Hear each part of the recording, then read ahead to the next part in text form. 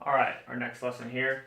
Still graphing trig functions, but introducing what we call a phase shift or horizontal shift. And that'll be represented by D here. So notice any trig function, we can write it in this form: y equals a times sine or cosine or tangent, cotangent, whatever, of b times the quantity of x minus d plus c. A being the amplitude, b affecting the period, D being the horizontal, or we'll call a phase shift, and C the vertical shift. And notice, if you want to know what the phase shift is, or the horizontal shift, you have to factor out B and get it in this form as B times quantity of x minus d. So, first one here, let's graph. Y equals 2 sine of 2x minus pi. Now, often you'll see problems written like this because textbooks can write it in this form of b factored in, and it saves room and saves ink. Okay, but if we want to know what all the characteristics are, like so amplitude is a is 2.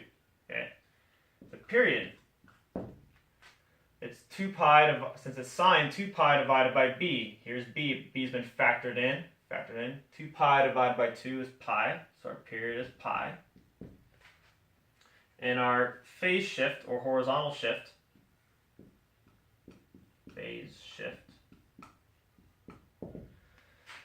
is, well, we don't know yet. So we need to factor out b. Notice how b has been factored in here, 2x minus pi. We need to pull 2 out. So y equals 2 sine, well, factor this 2 out, of 2 quantity, 2x divided by 2 is x, minus pi, factoring out 2 or dividing this by 2, you get pi over 2. So our shift is pi over 2 to the right. Since minus pi over 2 means shift right pi over 2. I usually have to say pi over 2 right. You also see it written just as positive pi over 2. So that's our phase shift. Alright, now we're going to graph. So when we graph, I look at our original form, or look at our function when our b has been factored in, 2x minus pi. So this is like our angle, or call it the arginate. We're going to graph one period, or one cycle. So I'm going to take the angle here, 2x minus pi. I'm going to go one period, so I'm going to go from 0 to 2 pi normally for sine, normally from 0 to 2 pi. So now I'm going to solve for x. I'm going to add pi to each section here.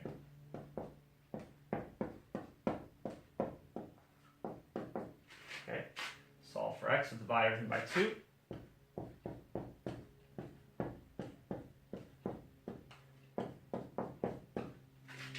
Okay, so our one cycle is going to go from pi over 2 to positive 3 pi over 2.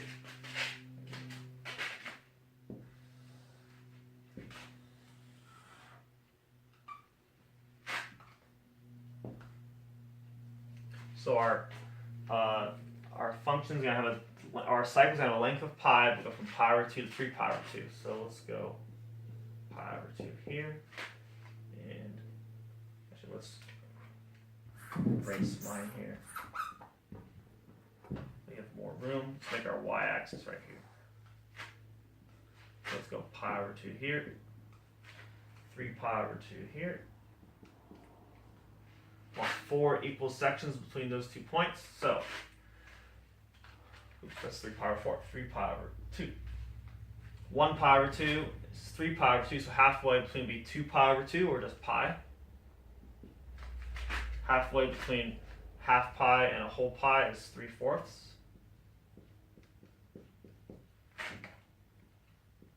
Okay, so it means this would be 5/4 pi.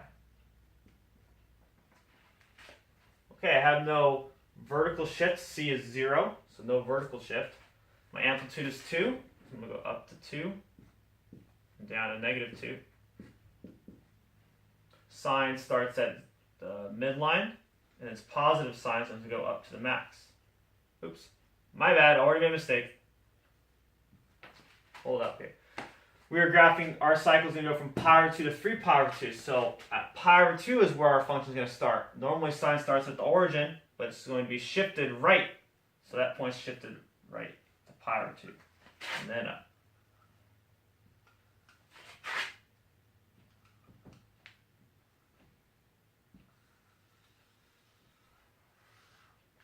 And that's our one period or one cycle that we're going to graph.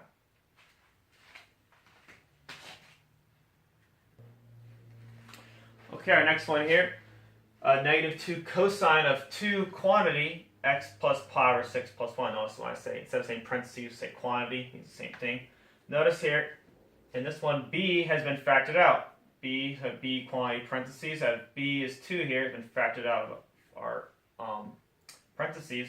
So we can figure out our phase shift easy right now, but then when we want to figure out how far our cycle is going to go, we're going to multiply that 2 back through and distribute the 2. So first, amplitude. Amp, and just a interesting fact about Mr. Pines, amp, I abbreviate amplitude amp, but those are also my initials, so I'll let you guys guess the middle name there. So amplitude is 2. Okay, our period, 2 pi divided by b. 2 pi divided by 2 is pi. Okay. Phase shift or horizontal shift, plus pi over 6. Well, notice our general form is in the form of x minus d. X minus d. Well, this is x plus pi over 6. Well, this could be written as x minus negative pi over 6. Okay. So our d is negative pi over 6, or our shift is left pi over 6. So pi over 6 left. Or you often see it in the textbook, they'll just write the shift as negative pi over 6. But it means the function is going to be everything's going left pi over 6. C is 1, so it's a vertical shift of up 1. Yeah. Okay. Now, I want to figure out how far. I know the distance is pi, but I want to figure out where I'm going to start my cycle and where I'm going to end my cycle. We're going to do one cycle. To do that, I need to distribute the b into the argument or into the angle. So, I'm going to distribute 2 here to both x and pi over 6 to give me. I'm going to graph from 0, or normal period for cosines from 0 to distribute 2x, or 2 times pi over 6. 2 pi over 6 is pi over 3. There's 2 pi. So again, normal cosine go from 0 to 2 pi, but our angle now is 2x plus pi over 3, and then we're going to solve for x. Subtract pi over 3.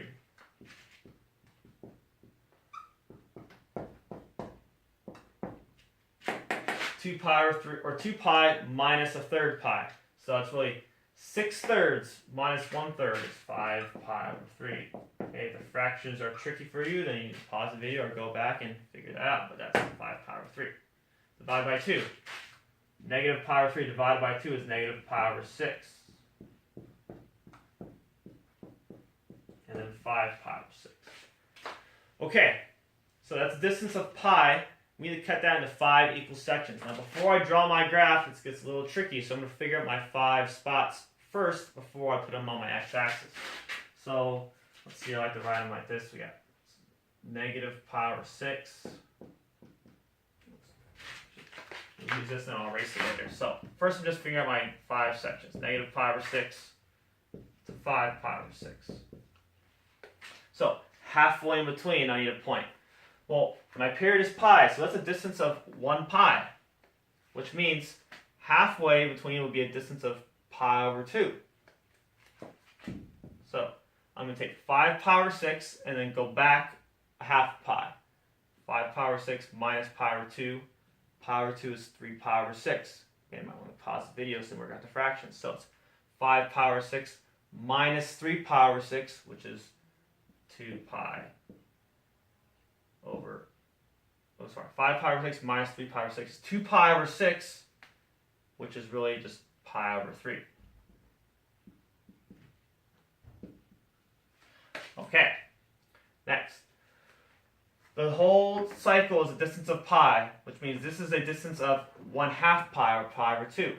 I'm going to cut that in half again, so which means cut it in half for a distance of pi over 4.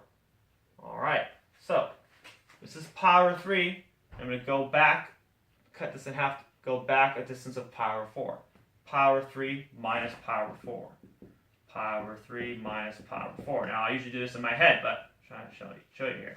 So a third minus a fourth, or that's 4 pi over 12 minus 3 pi over 12, which is 1 pi over 12. So here, we're pi over 3 Subtract the distance of pi over 4, get us that 1 pi over 12. That's our next point. Okay. So here, again, this is a distance of pi over 2, which means I'm going to cut it in half. I'm going to go pi over 4 to the right. A third of pi plus a fourth of pi, or it's 4/12 plus 3/12. Again, 1/3 pi plus 1/4 pi. 4/12 plus 3/12, 7/12, or 7 pi over 12. Okay, so now those are my 5 spots for my one cycle. I'm going to erase that so I can draw my graph.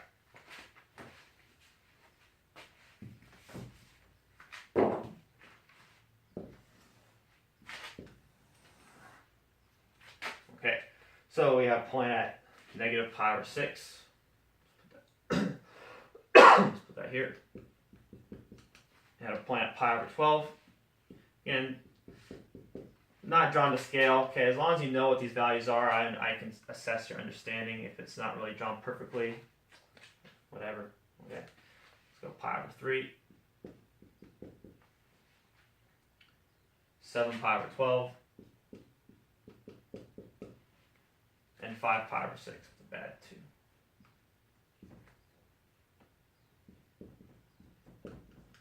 Okay, x-axis is done.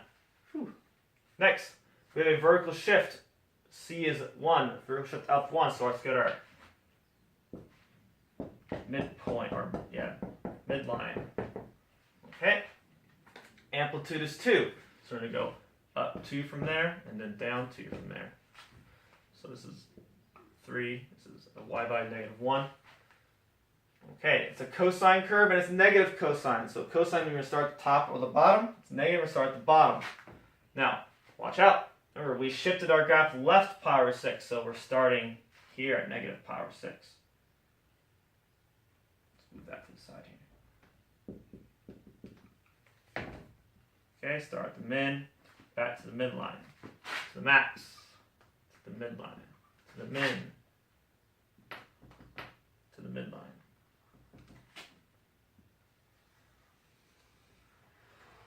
I want to hit the points when you do this. That's a bad job. Do that again.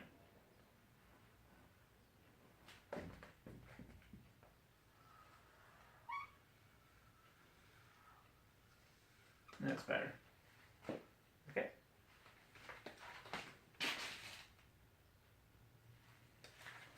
Okay, our next one's going to be a tangent graph. We notice have our general form up here. Tangent has all the same letters, an A, B, D, and or A, B, C, and a D. Okay, so A, technically for a tangent, cotangent, they don't have an amplitude because they don't go up and then back down and up and down, but they are stretched the same way with A. A is just 1, so it's not the amplitude, but we say A is 1, so it's not really going to be stretched up or down. It's going to be its normal shape. Okay, period. Well, tangent's normal period is pi. 2 pi divided by B, 2 pi divided, or sorry, tangent's normal period is just 1 pi. 1 pi. B is 2, so pi divided by 2 is pi over 2. Okay, the period's pi over 2. Phase shift, or horizontal shift. Well, to figure that out, we need to factor out that B. So, tangent of 2 times x plus pi over 2. Okay, factor 2 out of both of these terms. So shift is plus pi over 2, it's left pi over 2. And C is 1, so vertical shift. Up 1, or just 1, I'd say up 1. Okay, figure out our x-axis. So, I'm going to go back to the one where B has been distributed and put that in between negative pi over 2 and pi over 2. Or tangent, when we wanted to graph a normal cycle for tangent, the asymptotes were at negative half pi and positive half pi.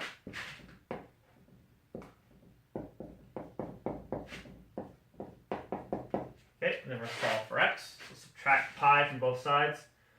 Negative 1/2 minus 1 is negative 3/2 pi. 1/2 minus a whole pi is negative half pi. Divide by 2, that's negative 3/4. Negative 1/4 pi. Okay. That's where our asymptotes are going to be. Let's divide that into our, let's say, well, we're not going to do 5 points here. Let's just make our x-axis now. So,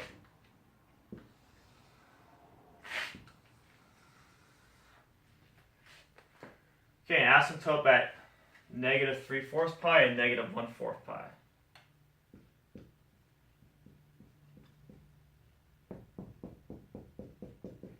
Okay, negative 1/4 and then negative, let's go negative 3/4 here. Pi, negative 3 pi over 4. Asymptote. Okay, halfway in between on the x-axis will be our our inflection point will be. So this is negative 1/4, negative 3/4. So halfway between will be negative 2/4 or negative 1/2. Okay, and those other two key points will be halfway between that distance. So this is negative 1/4, negative 2/4. Halfway between 1/4 and 2/4 is negative 3/8. And if you need to pause the video to figure out the fractions, go ahead, but that's negative 3/8. Which means this will be negative 5/8. All right. Let's see here. We shifted up 1, and A is 1, so there's no stretch, just shifted up 1. So our inflection point, instead of being halfway between asymptotes on the x-axis, can be up 1. Okay, our key point is going to be halfway between the inflection point and the asymptote, and then a distance of A from the inflection point. A is 1, so I'm going to go up 1 more. Tangent increases from left to right, so here. And then our other key point, 1 down, so right there.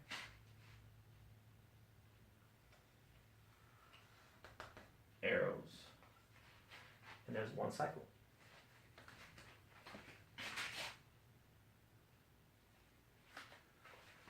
Okay, our last one here is a cotangent graph.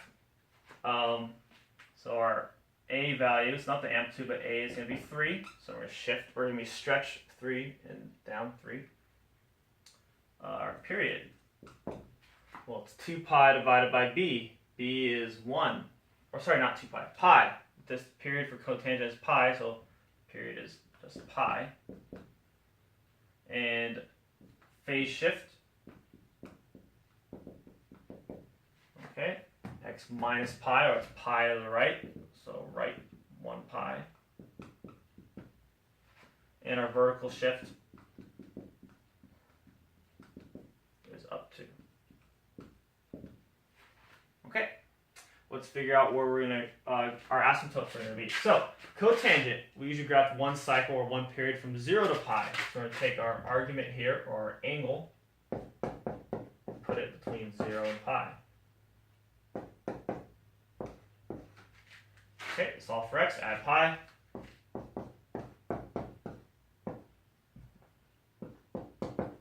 Okay, that's where our asymptotes are going to be, pi and 2 pi.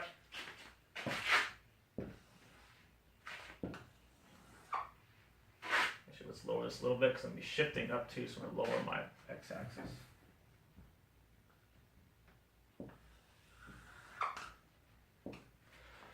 Okay, so at pi, asymptote,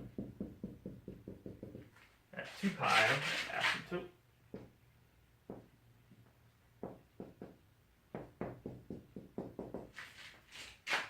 Okay. Now, make that wider.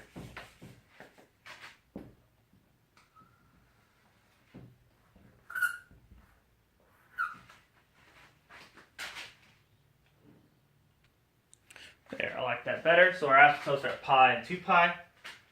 Halfway between is where our inflection point will be. So it's 1 pi, it's 2 pi, so it's be 3/2 pi. Our key points will be halfway between those sections. So that's a whole pi, it's 3/2 pi, so it's 4/4, that's 6/4, 5/4. and 7/4. Okay. Our inflection point normally would be on the x-axis, but we've been shifted up 2. 1, 2.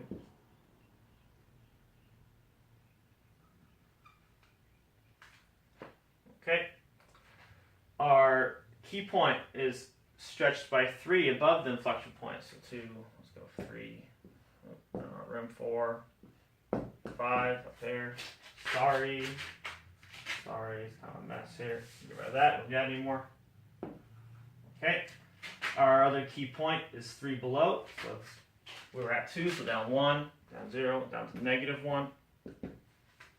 Cotangent decreases from left to right. So decreases from left to right. So this point was up here, and -1 down there.